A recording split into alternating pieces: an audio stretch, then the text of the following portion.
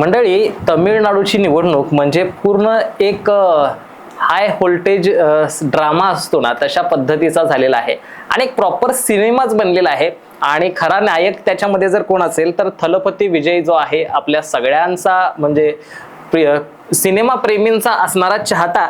मात्र तिथं त्या संपूर्ण तमिळनाडूमध्ये मात्र राजकीय दृष्टीने सुद्धा लोकांचा चाहता झालेला दिसतोय आणि एक मोठी लीड त्यानं घेतलेली आहे. जेव्हा आपण व्हिडिओ बनवतोय तेव्हापर्यंत 100+ सीट्स त्याच्या निवडून आलेल्या दिसत आहेत.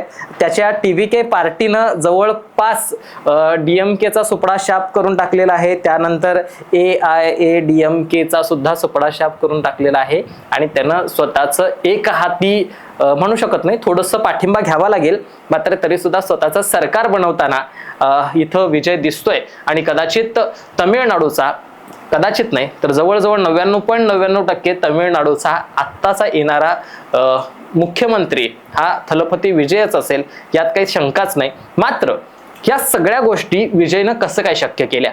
नेमकं असं काय झालं की इतका मोठा बदल, म्हणजे DMK आणि AIADMK या दोघांना सुद्धा ज्यांच्यामध्ये सातत्यानं सत्ता बदल होईल असं वाटत होतं, तिथं अशा पद्धतीनं TVK सारखा पक्ष अगदी 1 वर्ष आधी स्थापना करून पुढच्या 1-1.5 वर्षामध्ये मात्र इतकी काही क्रांतिकारक सुरुवात एखाद्या पक्षाची असू शकते की डायरेक्ट सत्तेत तो येणं कसं शक्य आहे? म्हणजे याच्या आधी सुद्धा आपण बघितलं की अशीच हवा झाली होती बिहार निवडणुकीमध्ये प्रशांत किशोर यांची.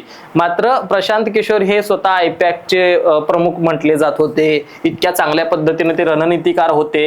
अनेक राज्यांमध्ये ते सरकार बनवण्यासाठी अनेक पक्षांना मदत करत होते आणि इतका हुशार तज्ञ माणूस सत्तेत येणार अशा पद्धतीची चर्चा सुद्धा काही ठिकाणी चालू झालेली होती. मात्र त्यांचा सुपडा साफ करून टाकला जनतेनं. अगदी मला वाटतं एकही सीट त्यांची काहीतरी तिथे निवडून आली नाही आणि काहीही नसतं. जेव्हा लोक ठरवतात तेच होतं हे तिथं कळालं होतं. मात्र असं तमिळनाडूत नेमकं काय झालं की अक्षरशः हेच थलपती विजयच्या बाबतीत होईल असं सुद्धा अनेक एक्झिट पोल सांगत होते. मात्र या थलपती विजयने मात्र स्वतः 100री गाठली. कसं शक्य झालं? अशा नेमक्या कोणत्या गॅरंटी त्यानं दिल्या होत्या? नेमकं कोणती स्ट्रॅटर्जी त्यानं राबवली ती हे थोडक्यात समजून घेण्याचा प्रयत्न करूयात. खरं तर आपण जर बघितलं तर तमिळनाडूमध्ये मोठ्या प्रमाणात नवीन वोटर आहे. जर आपण त्याचा जर आकडा बघायचा झाला तर 2021 साली जेव्हा निवडणूक झालेली होती त्यावेळेला 1.37 करोड मतदार हे अक्षरशः 18 ते 19 वर्षांचे होते. म्हणजे जवळपास ते एकूण मतदार संख्येच्या 22% होते. म्हणजे यंगस्टर्स बघा, आता साधारणपणे त्यांचं वय 23-24 असेल, ते साधारण 22% त्यावेळेला होते. आणि त्यानंतर या 5 वर्षांमध्ये हे जे काही वाढलेली संख्या असेल, म्हणजे नाही म्हटलं तरी जवळपास 30 ते 35% वोटर हे अक्षरशः युथ आहे.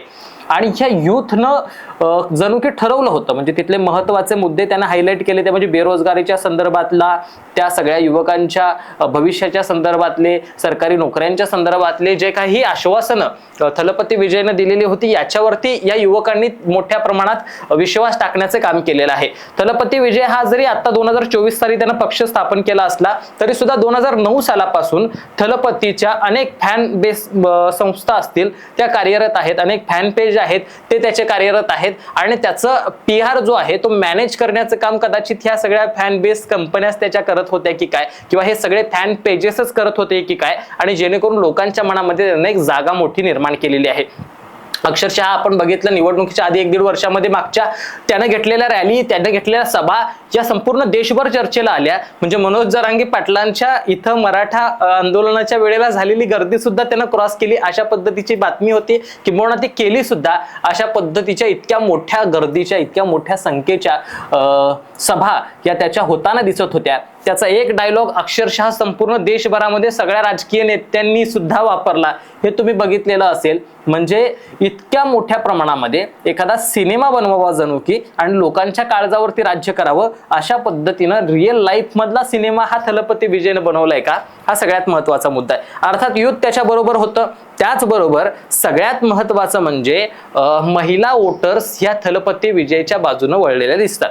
त्याच्या पाठीमागचं कारण नेमकं काय, तर त्याच्या पाठीमागचं त्याचं महत्वाचं कारण म्हणजे याच्या आधी सुद्धा तिथं सोनं वगैरे देणं अशा पद्धतीच्या स्कीम्स सरकार वेलफेअर स्कीम जाहीर करायचं.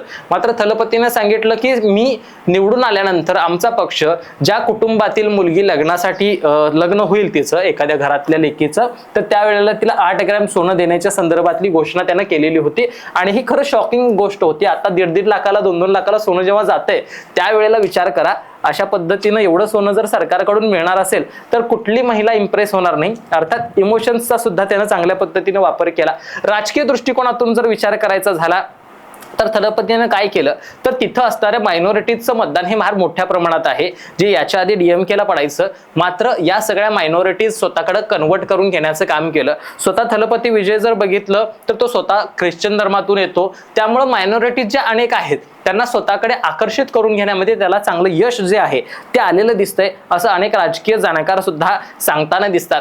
विद्यार्थी, तरुण आणि शहरी मतदान यांचं मोठ्या प्रमाणात मतदान हे थलपती विजयकडे वळलेलं दिसतंय आणि ज्येष्ठ नागरिकांमध्ये सुद्धा त्याने एक वेगळ्या पद्धतीचा इम्पॅक्ट टाकलेला आहे. एकंदर बघता काय तर सिनेमा सृष्टीत असणारी त्याची क्रेज ही तर उपयोगी पडलीच, मात्र राजकीय दृष्टिकोनातून त्यानं जे टाकलेले डावपेच असतील, त्यानं ज्या काढलेल्या स्कीम्स असतील, महिलांना मोफत बस प्रवास असेल जसं की आपल्याकडे आहे अगदी तशा पद्धतीची त्यानं घोषणा करणं असू द्यात. त्याचबरोबर इकडं कसं आपली लाडकी बहीण योजना आहे तसं 2,500 रुपये महिलांना देणार दर महिन्याला अशा पद्धतीची घोषणा करणं असू द्यात. तर या अशा काही त्यानं केलेल्या घोषणा आणि याच्यावरती लोकांनी डोळं झाकून विश्वास ठेवलेला आहे. आणि म्हणूनच की काय आता थलपती विजय तिथं सत्तेत दिसेल, मुख्यमंत्री म्हणून दिसेल, पण येणाऱ्या काळामध्ये तो नेमका पाठिंबा कोणाचा घेतोय, काँग्रेसचा घेतोय का भाजपचा घेतोय, नेमकं थलपती विजयच्या निवडून येण्यामध्ये रोल महत्वाचा कोणाचा राहिलेला आहे, BJPचा राहिलेला आहे की काँग्रेसचा राहिलेला आहे की थलपती विजय एक क्रांतिकारक येणाऱ्या काळामधला देशातला महत्वाचा पक्ष घेऊन समोर येतोय, बघावं लागेल. तुम्हाला काय वाटतंय थलपतीच्या विजयबद्दल नक्की सांगा आणि पाहत रहा शब्दवेडे. धन्यवाद.